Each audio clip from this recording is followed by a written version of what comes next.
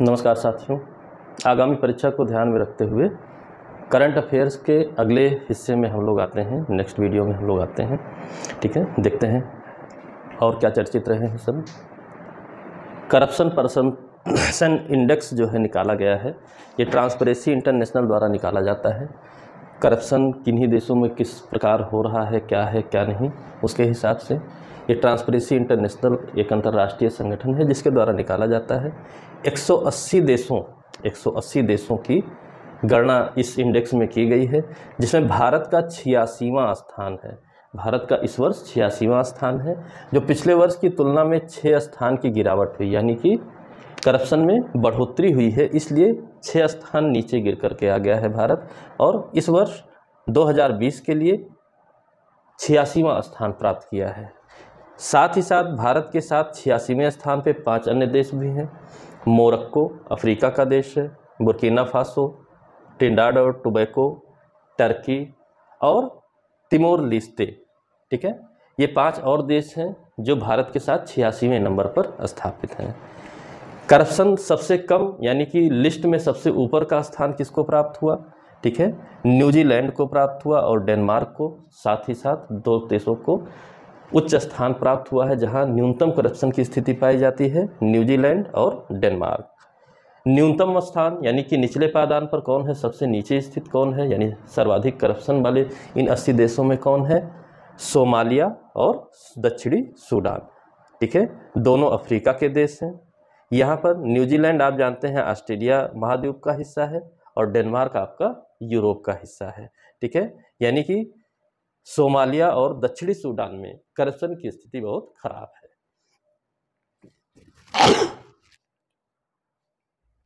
अगला क्वेश्चन है TPNW, ये चर्चित रहा है। फुल फॉर्म भी आपसे पूछा जा सकता है। Treaty on the prohibition of nuclear weapons. जो परमाणु हथियार होते हैं उन पर प्रतिबंध लगाने की एक संधि हुई है। यूनाइटेड नेशंस ने इसको पास किया है। ठीक है, यूनाइटेड नेशंस में ये पास किया गया है बहुमत से, लेकिन तमाम देशों का विरोध रहा। भारत भी विरोधी देशों में है इस संधि के, कि यहाँ पर छोटे बड़े देशों के हितों को सामंजस्य बैठा करके नहीं रखा गया है, इसलिए भारत भी इसका विरोध कर रहा है। ठीक है, परमाणु हथियारों पर प्रतिबंध संधि का जो यूएनओ द्वारा बनाई गई है, फिर भी बहुमत से पास होने के कारण 22 जनवरी 2021 से यह प्रभावी हो गई है। यानी यूनाइटेड नेशंस की ओर से जो रिक्वायरमेंट थी कि ट्रीटी बहुमत से पास हो, कम से कम 50 सदस्यों का अनुसमर्थन आवश्यक था, तो 50 सदस्यों का अनुसमर्थन मिल जाने के बाद 22 जनवरी 2021 से यह प्रभावी हो गया है। ठीक है, भारत सहित तमाम बड़े देश, अमेरिका, ठीक है, ब्रिटेन, कनाडा, तमाम देश इसका विरोध कर रहे हैं, फिर भी लागू हो गई है 22 जनवरी 2021। यह तारीख भी आप याद रखे रहिएगा कि कब से प्रभावी हुई है। ठीक है, और भारत ने विरोध किया है, इस बात को भी याद रखे रहिएगा। इस वर्ष नवाचार सूचकांक जो भारत के राज्यों के लिए जारी किया गया है, नीति आयोग के द्वारा जारी किया जाता है ये। तो नीति आयोग ने नवाचार सूचकांक, ठीक है, 2020 जारी किया है, और इस 2020 के नवाचार सूचकांक में बड़े राज्यों में प्रथम स्थान कर्नाटक को प्राप्त हुआ। कर्नाटक है। ठीक है, छोटे राज्यों में और केंद्र शासित प्रदेशों में प्रथम स्थान दिल्ली को प्राप्त हुआ है। उत्तर प्रदेश को 9वां स्थान। यूपी स्पेशल की परीक्षा है, तो यूपी स्पेशल के रूप में आप उत्तर प्रदेश का स्थान आपको जानना जरूरी है। तो जो उत्तर प्रदेश का स्थान है वो 9वां स्थान है, और छोटे और केंद्र शासित प्रदेशों में दिल्ली का स्थान है पहला ओवरऑल। बड़े राज्यों में कर्नाटक पिछले वर्ष भी बड़े राज्यों में ही शामिल था पहले स्थान पर, इस वर्ष भी बड़े राज्यों में शामिल है। तो इस बात को, यानी कि यह भी मोस्ट इंपॉर्टेंट क्वेश्चन, करप्शन में क्या स्थिति है, ट्रीटी प्रभावी हुई है परमाणु हथियारों के प्रतिषेध की, यह भी मोस्ट इंपॉर्टेंट है। नवाचार सूचकांक भारत के लिए जो आया है नीति आयोग के द्वारा, राज्यों के लिए निकाला गया है, यह भी मोस्ट इंपॉर्टेंट क्वेश्चन है। ये तीनों मोस्ट इंपॉर्टेंट आपके क्वेश्चन है। नेक्स्ट देखते हैं। अगला प्रश्न है महावीर चक्र, जो दूसरा सर्वोच्च पुरस्कार माना जाता है सैनिकों के लिए। पहले नंबर पर परमवीर चक्र आता है, महावीर चक्र दूसरा सर्वोच्च पुरस्कार माना जाता है। इस वर्ष दिया गया है कर्नल बी संतोष बाबू को। ठीक है, ये 16वीं बिहार रेजिमेंट के कर्नल थे। गलवान घाटी में आप जानते हैं चीन के साथ मुठभेड़ हुई थी भारतीय सेना की, उसी दौरान उनकी मृत्यु हुई और मरणोपरांत उनको महावीर चक्र से सम्मानित किया गया। ठीक है, यानी दूसरे सर्वोच्च पुरस्कार से सम्मानित किया गया। ठीक है, कर्नल बी संतोष बाबू। पद्म अलंकरण हर वर्ष दिए जाते हैं, भारत रत्न और पद्म अलंकरण। भारत रत्न इस वर्ष किसी को भी नहीं दिया गया, लेकिन पद्म अलंकरणों में पद्म भूषण 7 दिए गए, पद्म भूषण 10 दिए गए और पद्मश्री 102 दिए गए। तो पद्म विभूषण ज़्यादा इंपॉर्टेंट है। कम से कम एक बार 7 लोगों के नाम आप लोग पढ़ लीजिए जिससे कि अंदाजा रहे। पिछले वर्ष आया हुआ क्वेश्चन भी है, पिछले वर्ष का जो पद्म अलंकरण था उससे पूछा था, तो इस वर्ष भी संभावित मान के चलिए कि अगर आ सकता है, ठीक है, और आता है तो कम से कम एक बार भी पढ़े हैं आप, सुने हैं, तो आपका सही हो जाएगा। बिल्कुल नहीं पढ़े हैं तो गलत होने की संभावना ज़्यादा रहेगी। ये पुरस्कार बहुत ज़्यादा है, इसमें एक बार नहीं पढ़ा जा सकता है। लिस्ट तैयार करने से कोई फ़ायदा नहीं कि कुछ अगर सरल भी पूछे तो हमसे सही नहीं हो पाएगा, इसलिए इनमें नामों को नहीं पढ़ना है। ठीक है, तो देखते हैं किसको किसको एक बार चर्चा कर लेते हैं। शिंजो अबे जी को मिला, ये पूर्व प्राइम मिनिस्टर हैं जापान के, सभी लोग आप लोग जानते हैं। इनको पद्म विभूषण से सम्मानित किया गया। ठीक है, SP बाला सुब्रमण्यम जी, ये गायक हैं, पिछले कुछ समय में बहुत से गाने इन्होंने कई भाषाओं में भारत में गाए हैं। ठीक है, मरणोपरांत इनको दिया गया पद्म विभूषण। डॉक्टर बेल्ले मोनप्पा हेगड़े जी हैं, चिकित्सक हैं कर्नाटक के, तो चिकित्सा सेवा इन्होंने जिस हिसाब से की है उसके लिए इन्हें पद्म विभूषण से सम्मानित किया गया, डॉक्टर बेल्ले मोनप्पा हेगड़े जी। नरेंद्र सिंह कपानी जी हैं, USA के हैं। ठीक है, साइंस और टेक्नोलॉजी से जुड़े हुए हैं, भौतिक विज्ञानी हैं, इनको दिया गया पद्म विभूषण। मौलाना बहिउद्दीन खान दिल्ली के हैं, आध्यात्मिक गुरु हैं, इनका भी धार्मिक सामंजस्य और सब चीज़ के लिए जो योगदान है उस योगदान को देखते हुए पद्म विभूषण से सम्मानित किया गया। BB लाल जी हैं, डॉक्टर BB लाल दिल्ली के हैं, पुरातत्व विभाग से संबंधित हैं, भारत की कई खोजों में इनका विशेष योगदान रहा है, इनको भी पद्म विभूषण से सम्मानित किया गया, BB लाल। और सुदर्शन साहू जी हैं, ये उड़ीसा के हैं, कलाकार हैं, मूर्तिकार हैं।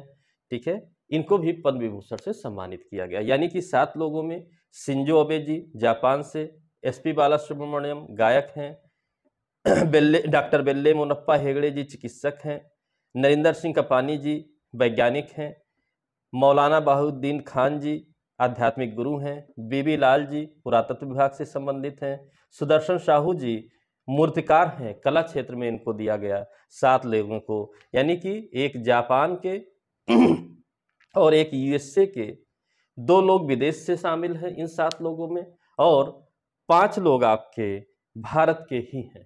ठीक है, ऐसा भी प्रश्न बन सकता है कितने विदेशियों को दिया गया, तो स्पेशली शिंजो अबे जी जापान के और USA के नरेंद्र सिंह कपानी जी को आप 2 लोगों को जानते रहिए अलग से कि विदेशियों में किसको पद्म विभूषण दिया गया। पद्म भूषण 10 दिए गए, तो 10 नहीं पढ़ सकते हैं, इतना याद नहीं होगा, तो उससे बेहतर है यूपी की परीक्षा है तो यूपी में किसको मिला उस बात को जान लें। तो पद्म भूषण में नृपेंद्र मिश्र जी को यूपी के हैं, लोक सेवा से संबंधित हैं, इनको दिया गया। और कल्बे सादिक जी को, जो यूपी में धर्मगुरु हैं, लखनऊ में, ठीक है, रहते हैं, धर्मगुरु हैं, उनको दिया गया। यानी कि पद्म भूषण 10 में से 2 यूपी के लोगों को दिया गया, नृपेंद्र मिश्र जी को और कल्बे सादिक जी को, ये 2 लोग यूपी के हैं। बहुत से यूपी के लोगों को पद्मश्री भी दिया गया, लेकिन उतनी लंबी लिस्ट याद करने से कोई फायदा नहीं है, इसलिए पद्मश्री को आप रहने दीजिए। ठीक है, अगला क्वेश्चन आता है, अगली बात आती है कि कुछ दिवस जनवरी के इंपॉर्टेंट हैं, हमेशा पूछे जा रहे हैं, इसलिए जानना जरूरी है। 4 जनवरी को विश्व ब्रेल दिवस मनाया जाता है। ब्रेल लिपि के बारे में आप जानते हैं कि नेत्रहीनों के लिए ये लिपि बनाई गई है, उसके माध्यम से वो पढ़ लिख सकते हैं। ठीक है, 10 जनवरी विश्व हिंदी दिवस मनाया जाता है। विश्व में हिंदी भाषा की स्थिति आप जानते ही हैं, इतनी बड़ी जनसंख्या बोलती है हिंदी भाषा को, तो वैश्विक प्रसार इसका हो, इसलिए विश्व हिंदी दिवस मनाया जाता है 10 जनवरी को। 24 जनवरी को उत्तर प्रदेश दिवस मनाया जाना शुरू किया गया है। उत्तर प्रदेश जानते हैं पहले संयुक्त प्रांत के रूप में जाना जाता था, 24 जनवरी को ही ये उत्तर प्रदेश बना, इसलिए इसको उत्तर प्रदेश के रूप में हम जानते हैं 24 जनवरी को उत्तर प्रदेश दिवस मनाया जाने लगा। 25 जनवरी राष्ट्रीय मतदाता दिवस मनाया जाने लगा। मतदान के आपके अधिकार को, मतदान के परिणाम को, कि मतदान का सही अगर उपयोग करते हैं, यानी लोगों में जागरूकता फैलाने के लिए मतदाता दिवस मनाया जा रहा है कि मतदान के प्रति जागरूकता फैलाई जाए, मतदान का परसेंटेज बढ़ाया जाए, उसकी वैल्यू को लोगों को समझाया जाए कि लोकतंत्र में कितना बड़ा आपको अधिकार दिया गया है। इसके लिए मतदाता दिवस मनाया जाता है, राष्ट्रीय मतदाता दिवस 25 जनवरी को। ठीक है, 2 पुस्तकें चर्चित रहीं इस पोर्शन में, 2 पुस्तकों को मैंने लिया है, और पुस्तकें भी अभी आगे आएंगी आपकी। By many a happy accident, recollection of a life, Mohammad Hamid Ansari ji की है, भारत के पूर्व उपराष्ट्रपति हैं, इनके बारे में आप जानते हैं। By many a happy accident, recollection of a life, ये उनकी पुस्तक है। और दूसरी पुस्तक चर्चित रही artificial intelligence and the future of power, Rajiv Malhotra ji की। ठीक है, आर्टिफिशियल इंटेलिजेंस की इसमें बहुत बात हो रही है। ठीक है, एक चर्चित मुद्दा है, मेंस के लिए इंपॉर्टेंट टॉपिक रहेगा आपका। उस पर इन्होंने and the future of power पर राजीव मल्होत्रा जी ने पुस्तक लिखी है। ये 2 पुस्तकें इस पोर्शन में, यानी कि सभी पुस्तकों की लिस्ट बनाएंगे, सभी डेट्स की लिस्ट बनाएंगे, तो पता चलेगा कि कहीं ना कहीं एक दूसरे में ओवरलैप होकर कंफ्यूजन। थोड़ा थोड़ा पढ़िए, सॉलिड पढ़िए, बेहतर रहेगा आपके लिए। ठीक है, ज़्यादा जानने से कोई फायदा नहीं है यदि आप उत्तर को नहीं सही कर सकते हैं। थोड़ा थोड़ा जानिए, सटीक जानिए, सही दिशा में जानिए, ताकि उत्तर अधिकतम आपके सही हों। ठीक है, सभी आंसर नहीं सही करने हैं, हमको एक बेहतर परफॉर्मेंस करना है, उसके लिए सिलेक्टिव चीज़ों को पढ़ने की आपकी आदत होनी चाहिए। ये हो गए। अगला क्वेश्चन देखते हैं क्या है। अगला प्रश्न आपका रहा सी विजिल। सी विजिल नाम का एक युद्धाभ्यास भारत में होता है प्रत्येक 2 वर्ष पर। तो ये सी विजिल जो युद्धाभ्यास है, ये तटीय रक्षा अभ्यास है, यानी कि नौसेना और तटरक्षक बलों का एक संयुक्त अभ्यास होता है। समुद्र के माध्यम से भारत में जो तस्करी आदि होती है, अटैक होने की संभावना है, उससे रिलेटेड, उसकी सुरक्षा प्रबंधन से रिलेटेड एक युद्धाभ्यास किया जाता है, ताकि हम देख सकें हम कितने सिक्योर हैं, सी विजिल नाम से। ठीक है, एम्फेक्स 2021 ये भी एक युद्धाभ्यास है जो कि अंडमान निकोबार में मनाया गया। ठीक है, ये तीनों सेनाएं जो भारत की हैं वो इस युद्धाभ्यास में भाग लेती हैं। थल सेना, जल सेना, वायुसेना, तीनों सेनाएं इसमें भाग लेती हैं, पार्टिसिपेट करती हैं।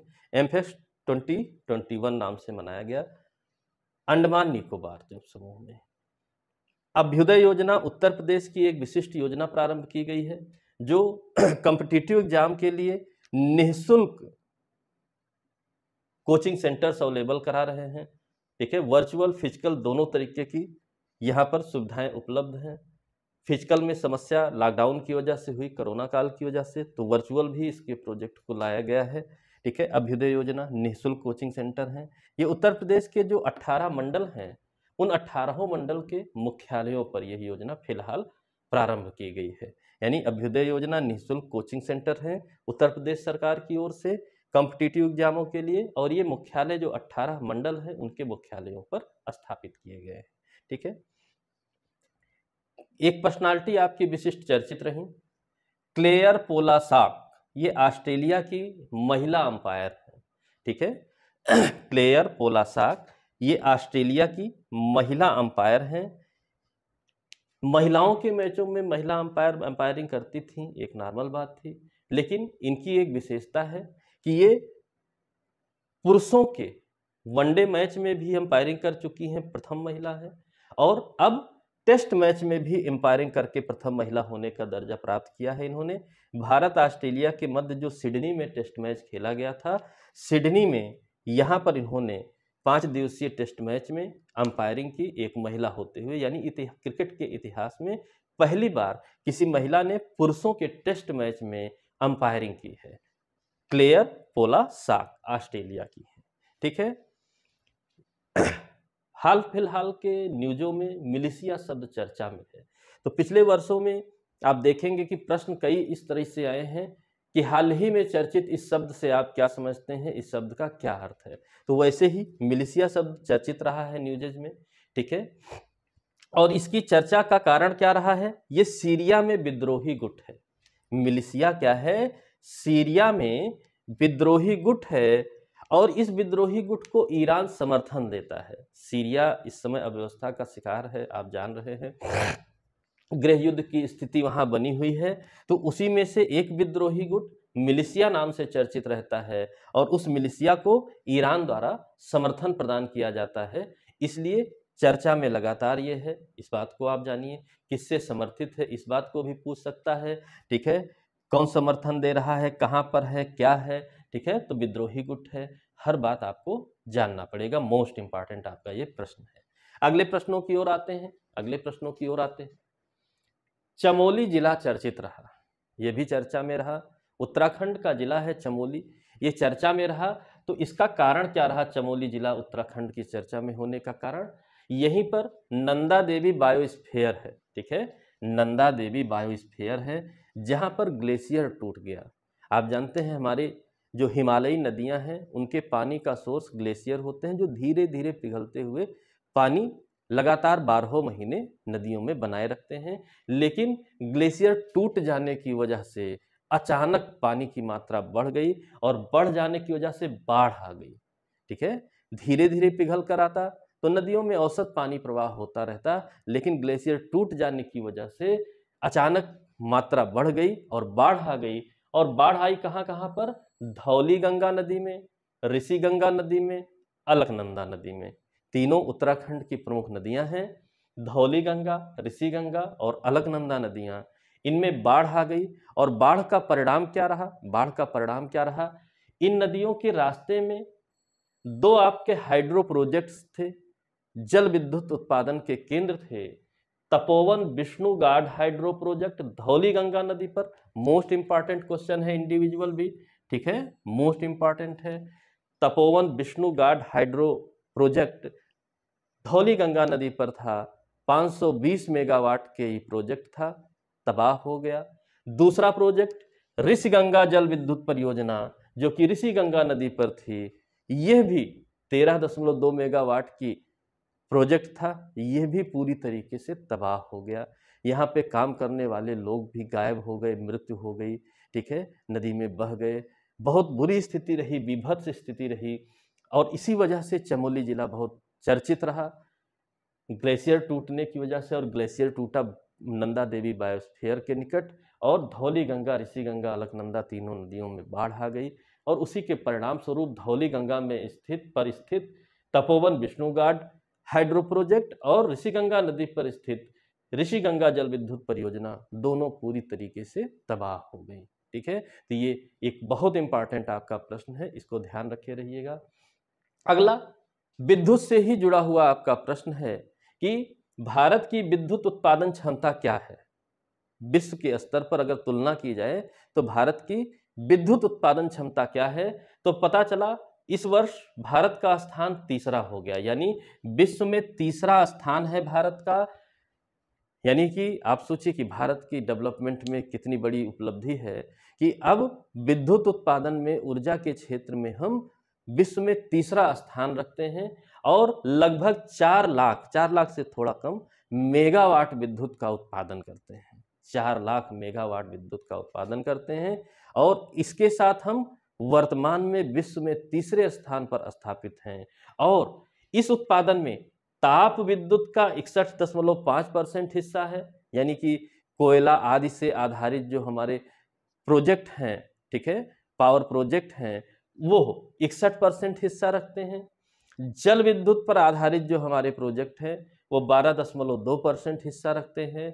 नवीकरणीय, एक बहुत बड़ी उपलब्धि है भारत में, नवीकरणीय संसाधनों से जो ऊर्जा का भारत में निर्माण हो रहा है, जैसे सोलर एनर्जी, विंड एनर्जी, इन सब से इसकी मात्रा बहुत तेजी से बढ़ी है।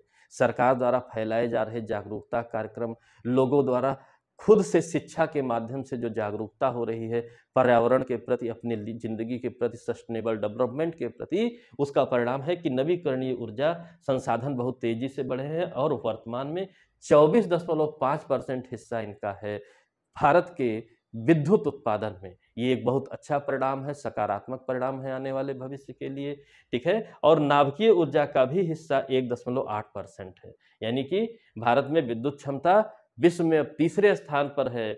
ताप विद्युत, जल विद्युत, नवीकरणीय ऊर्जा पर आधारित विद्युत और नाभिकीय ऊर्जा के आधार पर जो हमारे यहाँ विद्युत उत्पादन हो रहा है, लगभग 4 लाख मेगावाट के विद्युत उत्पादन हो रहा है। इस वजह से हम जान रहे हैं कि लगभग हम आत्मनिर्भर हैं विद्युत उत्पादन के मामले में। ठीक है, आत्मनिर्भर हैं लगभग और बहुत तेजी से उस ओर बढ़ रहे हैं।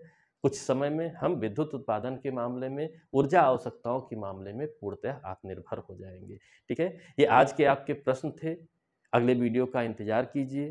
ठीक है, इस वीडियो को आप देखिए, लाइक करिए, चैनल को सब्सक्राइब करिए ताकि नेक्स्ट वीडियो जल्द से जल्द मैं अपलोड करूंगा और आपके पास तत्काल पहुंचे, ताकि बार बार आप वीडियो देख करके अपना दोहरा सकें, आने वाली परीक्षा में गलतियों की मात्रा को घटा सकें और फालतू के वीडियो देखना आप बंद कर दें।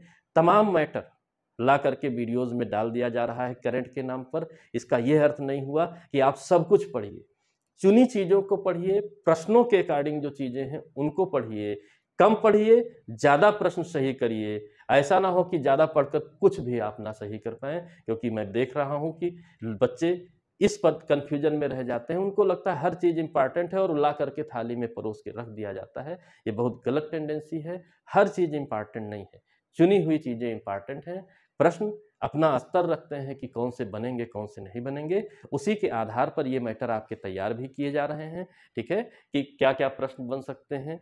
ठीक है, तो युद्धाभ्यासों से योजना उत्तर प्रदेश की स्पेशल है। ठीक है, पर्सनालिटी के रूप में एक संगठन है मिलिशिया, उसके रूप में चमोली जिला क्यों चर्चित रहा, विद्युत उत्पादन में भारत की क्या क्षमता है।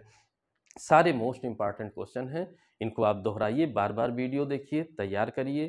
ठीक है, अगले वीडियो के साथ मैं पुनः हाजिर होऊंगा, तब तक के लिए धन्यवाद।